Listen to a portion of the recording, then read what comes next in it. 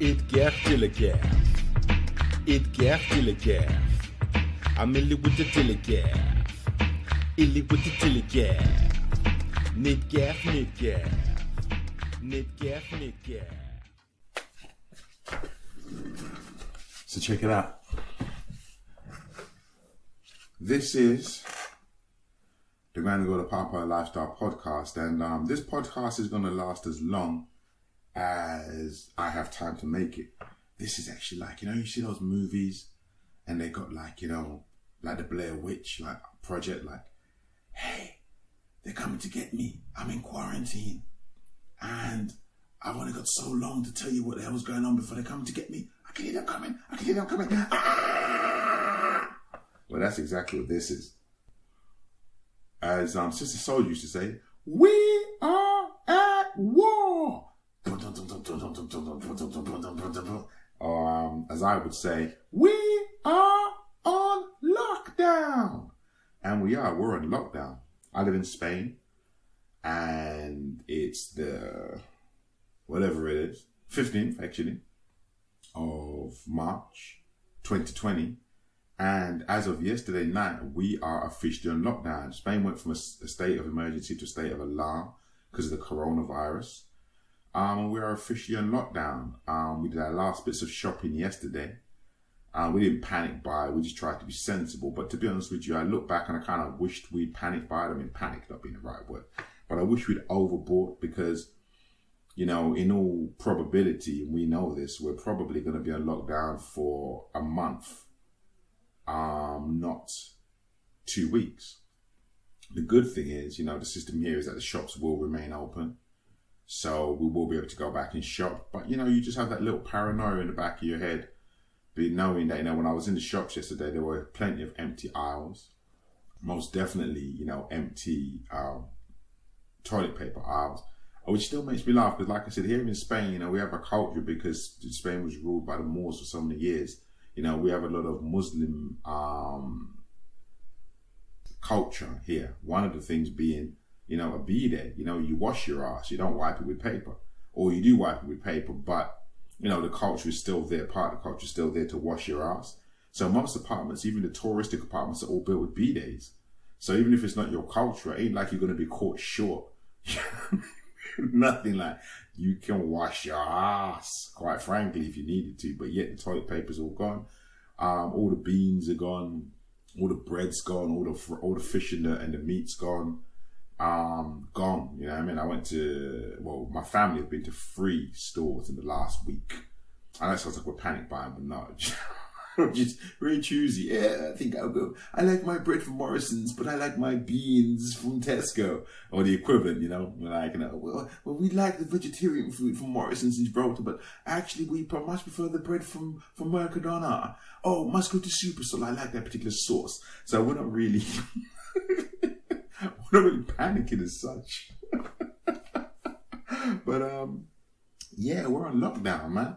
So I did a Facebook Live about it because, it's funny. It doesn't seem as exciting as it sounds. What it sounds like is ain't no motherfuckers in the streets. That's actually what it sounds like. It sounds like no one's on the road. You're driving down the road, you're going to shops, there's no one on the roads. The kids aren't meant to be allowed out to play. Luckily where I am, there's not a lot of kids here. There would normally be soon because of the holidays, but there ain't a lot here right now. So anyway, that's all I was going to say. I can't really get into it because if I really get into it, someone's going to come home. Like I said, there are 4 of us in this house at the moment. There is no space to, be saying, oh yeah, I need the space right now to do this. There are 4 adults in this house at the moment doing what they got to do. So this is just a real quick one, man. But as I said, we're on lockdown. I know France is just going to go into lockdown. The UK is not yet in lockdown, but it will soon be in lockdown. And it's going to be interesting. I've never been, I always said to myself, always, because I'm massively a guy, massively into gratitude, that I'm grateful I've never personally had to go through war. Like, I've been, alive when the UK has been at war, but I've never had a war personally affect me or my lifestyle. I've never been through rationing or the blitz, wondering if bombs are going to drop or whatever, And this is that kind of scenario. Now, I'm being very blasé about this, not because I'm ignorant, but because I keep on saying to people that I'm not in the target area for, maximum fatalities, what I'm looking for. But anyway, like I said, so it's interesting for me, right? Because, yeah, that's right. I'm not in the target zone, for it to be fatal, right? There's no fatalities coming to me. I'm just about to hit my 50s. So I'm not considered elderly. I do have a pre-existing respiratory problem, but not one I think is big enough for me to have to worry about it. I'm not a diabetic. So, I don't think I have to panic, but I think if I was in that range, I would. I wouldn't say I'd panic, but I'd be very cautious. Now, it's funny because unusually, I travel every single month, but unusually for me, I've been in 6 airports in the last 3 weeks. Been in Gatwick twice, airport in Barbados, St. Vincent, back to Gatwick and Stansted. So actually, if I tell the truth, I've been in 8 airports in the last 6 weeks. Gatwick being a very busy airport. I haven't had a face mask, although I have been kind of, more conservative about touching stuff and shit like that. And, so I really haven't been playing the panic game. I could have cancelled all them trips and not been in 8 airports in the last 3 weeks. Also, when I went back to the UK, again, unusual for me, I attended 4 courses in 9 days. So I had 4 sets of complete strangers and everyone they've been in contact with me. Do you know what I mean? So, I haven't been blasé. I've just been realistic. I looked at what it was. I looked at, the way it infects. And I think Angela Merkel said it best. 70% of us are probably going to get it. The reality is, what effect of it is it going to have on us? What's the ultimate effect? If I'm going to get it and I'm very likely to die from it, then I need to be very, very cautious and take serious precautions and curse motherfuckers out if they come into my zone when I think they might be sick. Like if I was like in my 80s and someone like me who'd been in 8 airports in the last 3 weeks came knocking on my door, I'd be like, motherfucker, like, the fuck from me. I might shoot you. Do you know what I mean? And I think I'd have every right. But me personally, I've been in this environment. I don't know if I got it. I hope I'm not a super spreader. But the point being, I had stuff that was pre-prepared that I had to do. I was legally allowed to do it. I didn't think I was being irresponsible by doing it. And like I said, and I very much doubted that it was going to cause me personally any long-term illness. I thought the worst comes to worst, I'll get this nasty flu type shit and then it'll be gone. Like any other year, I get the nasty flu. And I've had some nasty-ass flus. Out here in Spain, we get some real bastards. When it comes to flu season, you either don't get it at all or you are wiped out. I've had flus that have had symptoms that have lasted over 8 weeks. You know what I mean? From start to end, peak and then trough and then just dragging out and refusing to go. So I was like, dude, if that's the worst case scenario, then it is what it is. But it means that I won't be losing thousands of pounds for things that I planned a year ago, just by cancelling them out of panic. So that was me personally. So, I hope I'm not a super spreader. I honestly try not to be a dick. I'm a massive believer. I hope you know by now it's social responsibility. And, I don't think you just do stuff that affects you. You've got to think about other people. I wouldn't go and visit elderly people now, even if they wanted me to, because my probability of having it is probably a fuck lot more than somebody who stayed in their home for the last month, whereas I've been all over the fucking world, literally. Do you know what I mean? That would be super fucking irresponsible for me. And when I came back, I actually came back to self-quarantine. Do you know what I mean? I really came back to self-quarantine. I was just like, yo, I'm going to come here and stay here and not interact with anybody else because I don't want to be that guy. You know what I mean? So, and admittedly, when I went away, it wasn't that bad. I think most of us have never been through a pandemic before. I honestly, in my ignorance, and I've been, I have a penchant for being famously wrong. I thought it was going to be something that just affected Southeast Asia and had a very small effect in Europe and the Americas, in my ignorance. So when I left, that's where we were. And when I came back, the funniest thing is when I came back, where I was staying, there was no TV. And I'm a real bugger. I won't check news on my phone. I don't know why. I just won't.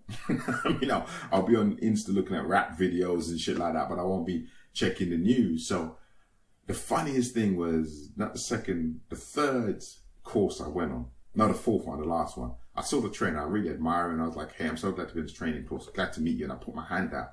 And I swear to God, he looked at my hand like it was a syphilis-riddled dick.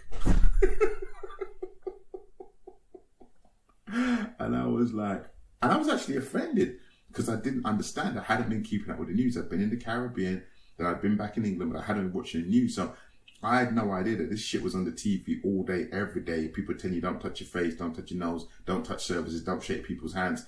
I didn't know, because I'd been away. I'd left before it was this bad. When I left, it was just some shit in Wuhan that they were hoping didn't spread too far out of China. They were just starting to lock Wuhan down.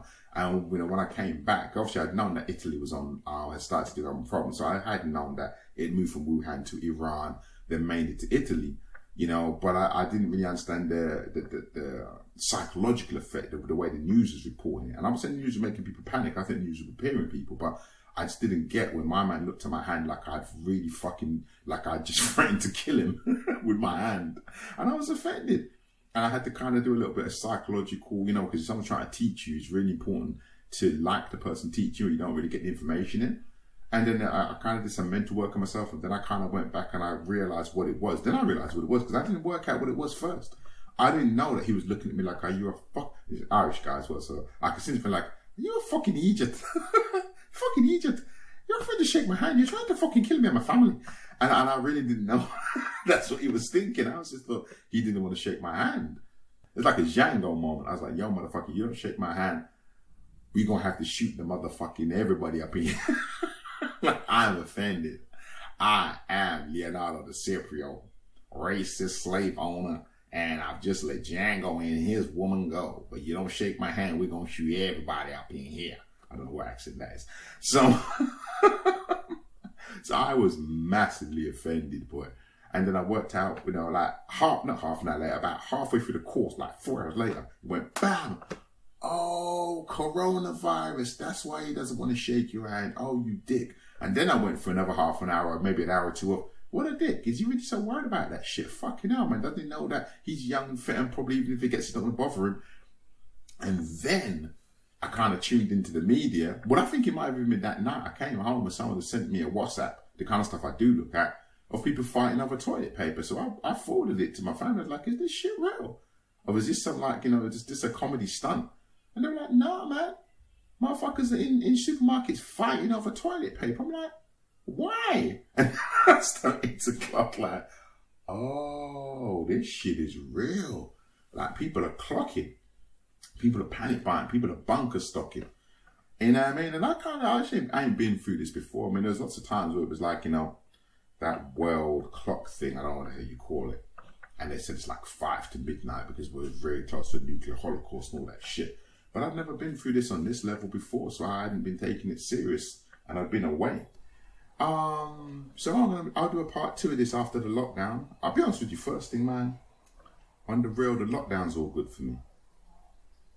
Lockdown is all good for me. I think it's socially responsible. I think we need to limit this thing as quickly as possible. I think the economy is going to be fucked whatever you do. So take a positive action. Take an action rather than sitting around and waiting to see what the hell happens. And based on that, I must say that I think the UK government's approach to this is disastrous. But what I think is really scary is people are talking about, and I had this thought myself. It was a very culling the herd type of mentality, and I saw exactly the same thing pop up on my WhatsApp. Like when your Prime Minister comes out and says, yo, I'm sorry people, some of y'all are gonna die. It's like, okay. Now everyone else is talking about, we want to try and minimize fatalities, and Boris be like, yo, sorry to tell you, now some of y'all motherfuckers are gonna die. Now the thing is, I respect that because I think it's good to tell the difficult truths. In business, I've always been a big believer in telling the difficult truths. But that difficult truth was almost a little bit too contrived. Like, some of y'all are going to die, and that's going to really help our health system. And the general overstretching of our resources, so we ain't really going to step up to make sure that this doesn't happen too much. It really did have a culling the herd feeling about it. Yeah, so like I said, man, Boris Johnson saying some of y'all motherfuckers are going to die really did have a culling the herd feeling, whether he meant it to sound that way or not. And we know that governments have this mentality. Ever since Jimmy Carter was talking about how many useless eaters there were going to be and that it was going to become a problem. And he was right. And there are a lot of useless eaters. I don't mean that they're useless as in they have no right to live. I just mean that, in economies where people are focused quite dangerously constantly on growth. You have a situation where, you know, you got a capitalism where people don't want to be taxed. People want to keep all of their money for themselves, but you got an aging population.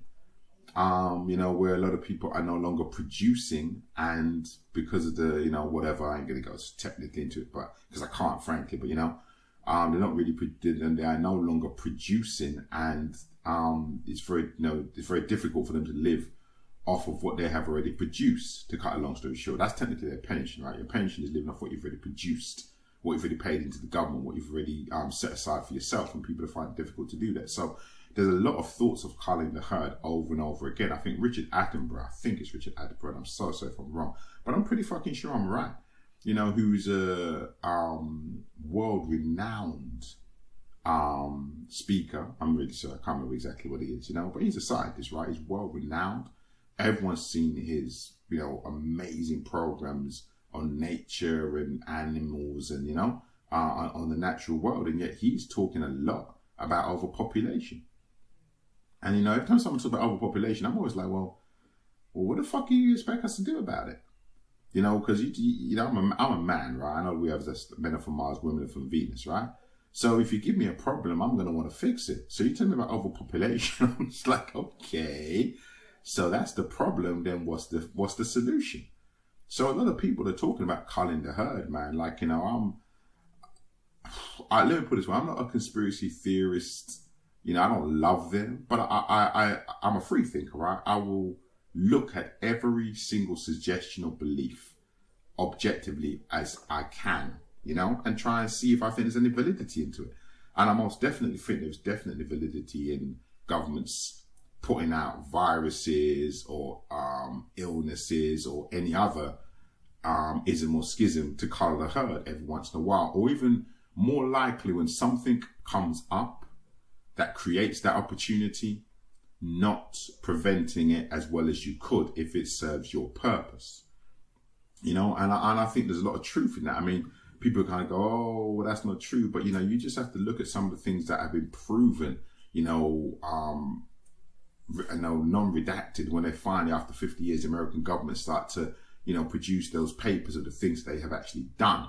And, you know, they talk about, you know, allowing whole communities to die of syphilis, you know, when they could have prevented it for one reason or another. So this isn't some shit that, you know, you could say, okay, no one's ever done this. We have constant proof that it's been done. What people would like to believe is no one would do it anymore, because we like to think that we live in this wonderfully civilized world. But I don't think that's the case. But anyway, like I said, honestly, as much as I could kick into this and go into this, man, I'm in a house of 4 and I'm taking up a lot of space.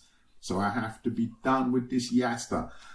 I will come back to this. I'll let you know how 14 days of lockdown, self-quarantine feels, how it felt, what went down. If we ran out of food, if we had to fight over the last piece of toilet paper. I love that video. The woman's fighting over the toilet paper and she says to the woman, I just want one piece.